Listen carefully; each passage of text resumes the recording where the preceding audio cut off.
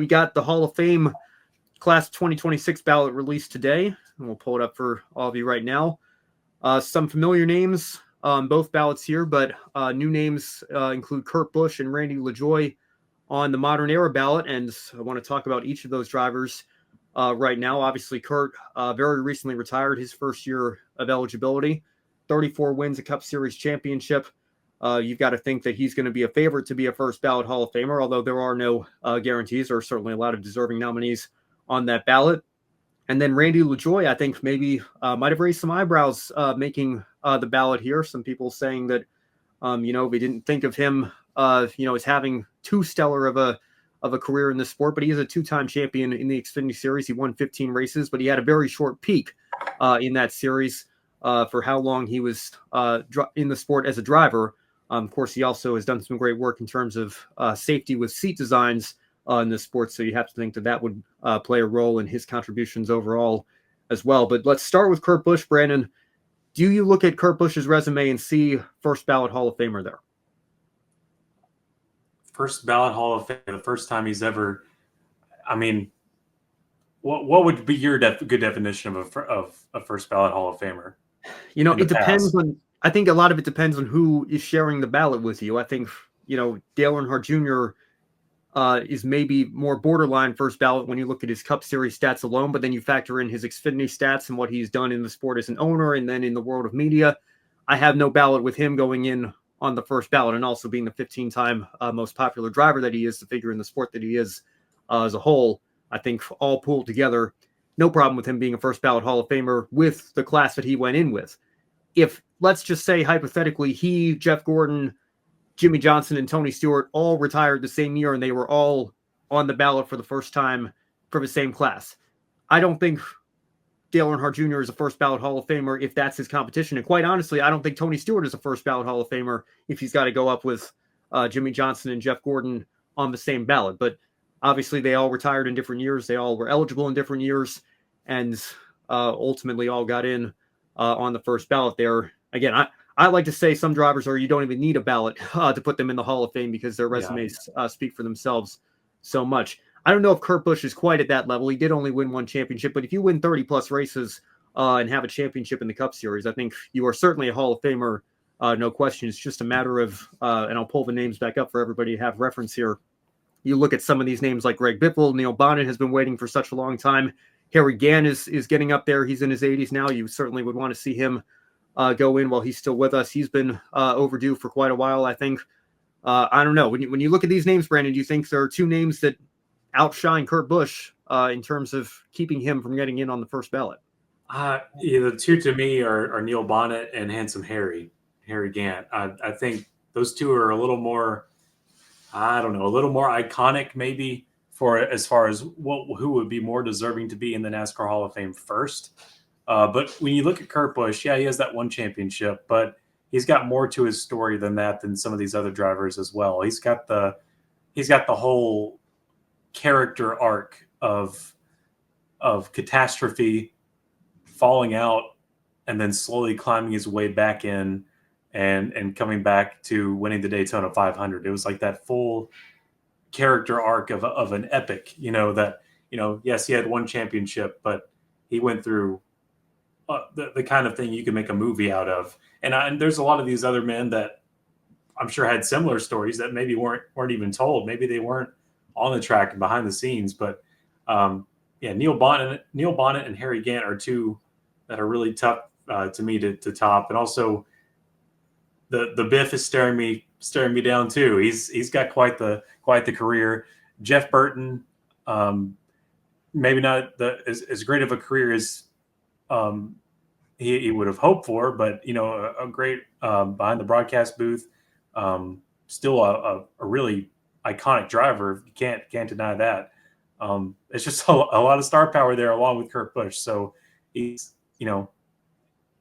he probably will end up being one of the three, but it's a great argument to have. Yeah. Well, and again, one of the two, because one of them is going to get in one of the two pioneer ballot. Right. And, I will continue to bang the drum for Larry Phillips. I think he's long overdue. And I think we do need some more lower series representation, which is why I do not have a problem at all with Randy LaJoie being on the ballot. I do think there are some Xfinity names that you can look at. Just looking at the all-time wins list here, Tommy Ellis, 22 wins in championship as well. Tommy Houston, a couple of, I believe, 1989 he finished second. I know he finished second at least once in Xfinity points, but 24 wins in the Xfinity Series, 417 starts. I mean, if Randy LaJoie can get on the ballot, I think there's no reason to say, well, why not Tommy Ellis? Why not Tommy Houston? Why not Sam Ard? Sam Ard, as far as I'm concerned, should be back on the Pioneer ballot. I don't understand why he was taken off and hasn't been put back on yet. But, again, and I have to be consistent with my arguments here and looking at the totality of NASCAR and the point that I make every time we have these conversations. It's not the Cup Hall of Fame. It's the NASCAR Hall of Fame. So Jack Sprague, absolutely, as far as I'm concerned, should have been on the ballot years ago. But great to see him back on the ballot for a second straight year here. And, when I think of Jeff Burton, when I think of Greg Biffle, I think of a couple of guys who, maybe came close to winning a couple championships, never could quite break through, maybe fall a little short in terms of their Cup careers alone. But then I think of, the lower series and Busch Biffle, series, Biffle's a Busch Series champion and Truck Series champion.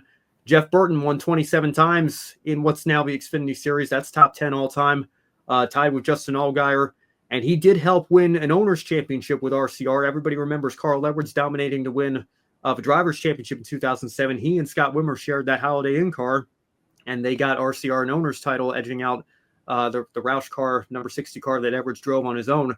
I think that was maybe one of the more underrated championship battles in the history of the sport, watching those two cars swap back and forth the lead and fight for that championship on the owner's side of things. So, and Burton obviously played a huge role in that. Obviously, very different era, in what's now Xfinity Series history. We don't see Cup drivers run that many races anymore, although maybe guys like Kyle Larson and Kevin Harvick would like to change that and go back to that if their comments last week were any indication there. But I think all of these drivers, we'll pull the list up here one more time for everybody. I think they all have a compelling case, and not just drivers, obviously, as well. You've got the Randy Dortons of the world up there also, and people who are drivers, owners, mechanics, whatever the case may be. All deserving of the opportunity to have people who, quite frankly, are a lot smarter than me and been in the garage for many, many years, written their stories, told their stories, been around for their stories as they've unfolded, that are going to be making those decisions. And I think every single one of them has a case to be made. We'll let the voters decide here in a few weeks or next month, whenever they get together to make those decisions. But if I were fortunate enough to have a ballot, and I tweeted this earlier this morning when the names came out, I think you have to put Kurt Busch in. I don't see any way around it. I think he has the strongest resume of everybody that is on that ballot right now. Again, if it were him up against Jeff Gordon and Jimmy Johnson still waiting to get in, then I think Kurt's not a first ballot Hall of Famer against those two. But against this ballot, I think Kurt's got the strongest resume. And I'm not going to say Kurt should have to wait a year. I look at whose resume is the strongest right here, right now.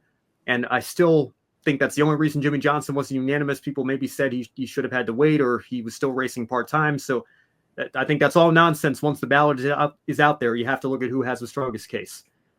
I look at Kurt Busch. I don't see anybody that outshines him in terms of his accomplishments. So I think he has to be one. And then I got to be honest, Brandon, it's a toss-up for me between Neil Bonnet and Harry Gant. And I'm going to make my editor-in-chief, Brock Beard, happy here. I'm going to lean towards Neil Bonnet. I would be thrilled for Harry Gant if he got in.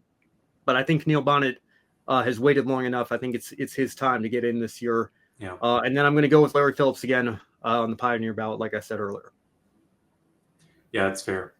And again, I keep going back to the whole story arc of Kurt Busch, and he brings something to the table that not a lot of drivers can. Of that, you were at the top of your career and had to basically Ricky Bobby your way back to the top, which is, he had the me car. I mean, he did the full thing.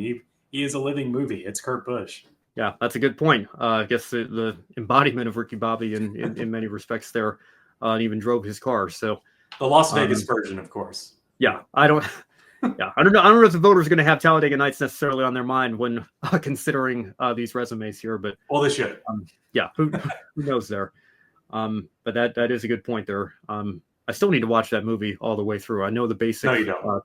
No, you don't. Well, people have told me that too. I'm gonna get to it at some point, guys. Don't worry about that.